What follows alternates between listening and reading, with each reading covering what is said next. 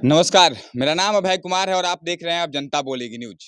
29/6/2010 को सीआरपीएफ का एक जवान अपने देश की रक्षा करते हुए शहीद हो जाते हैं। और आपको बता दें कि इतना साल बीतने के बाद भी सीआरपीएफ उनके किए गए कामों को नहीं भूला। और आज देखिए उनके गांव में आकर के, उनके घर के बाहर आकर के उनको श्रद्धांजलि दी जा रही है। तमाम यहाँ पर सीआरपीएफ के कई सारे जवान आए हुए हैं। इन लोगों ने बहुत अच्छी बात कही कि सेना के जवान का एक भी कतरा बेकार नहीं जाता है और हम कभी नहीं भूलते हैं, और सेना का जवान कभी मरता नहीं है, अमर हो जाता है। इतने साल बाद भी यहाँ पर आकर लोग सम्मानित कर रहे हैं। बहुत गर्व की बात है इस पूरे इलाके के लिए और हमारे लिए भी कि ये लोग आज भी इस शहादत को, रंजू कुमार शाह के शहादत को नहीं भूले। सर से हम बात करेंगे कितना दूर से आकर के यहाँ सम्मानित किया गया, आखिर क्या इन्होंने इस देश के लिए किया है।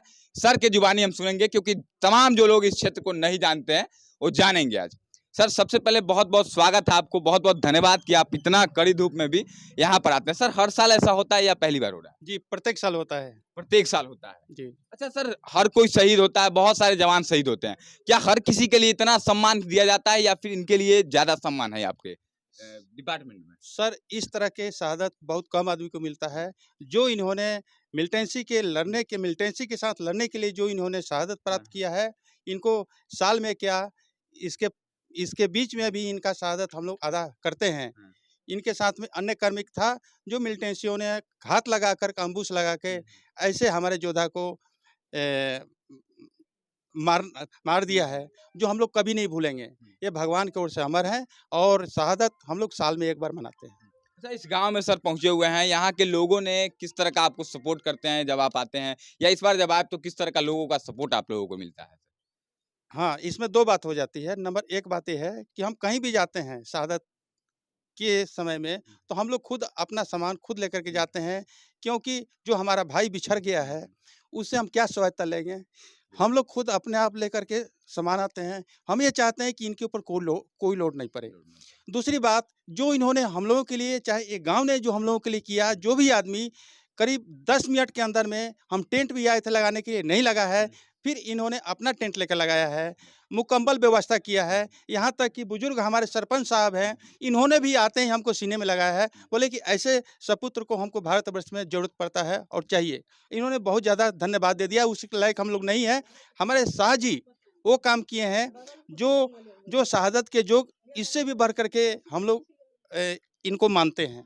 बाकी सर, इस क्षेत्र के बहुत सारे युवा के दिलों में आजीवन रहेंगे। मुझे लगता है जब तक यह देश रहेगा, जब तक सूरज और चांद रहेगा, तब तक इनका नाम रहेगा, क्योंकि इन्होंने वो काम किया है इस देश के लिए। इस देश के लिए अपने परिवार को इन्होंने नहीं सोचा। अगर सोचे होते तो शायद वहां तक नहीं जाते, अपने कदमों को पीछे खींच लेते। लेकिन देश को सर्वोपरि रख करके इन्होंने अपना कदम आगे बढ़ाया और दुश्मनों के साथ लोहा लेते हुए शहीद हो गए। सर, इस क्षेत्र के युवा हैं जो कि तमाम लोग जाना चाहते हैं सेना की नौकरियों में, उन तमाम युवाओं को क्या संदेश होगा सर आपके माध्यम से आज? सर, यही एक प्रकार का संदेश है। चाहे हमारे भारतवर्ष का जो भी अड्डा-बड़ाई होती है, वो हम लोगों को बताती है और इसके अनुसार से हम लोग आगे चलते हैं। आगे चलने का मतलब, ना तो हम लोगों को धूप डरा सकती है, ना वर्षा रोक सकती है, ना पहाड़ हम लोगों को रोक सकती है। हम लोग का एक ही टारगेट है, हमारा परिवार खुश है तो हमारे हमारे भारतवर्ष खुश है।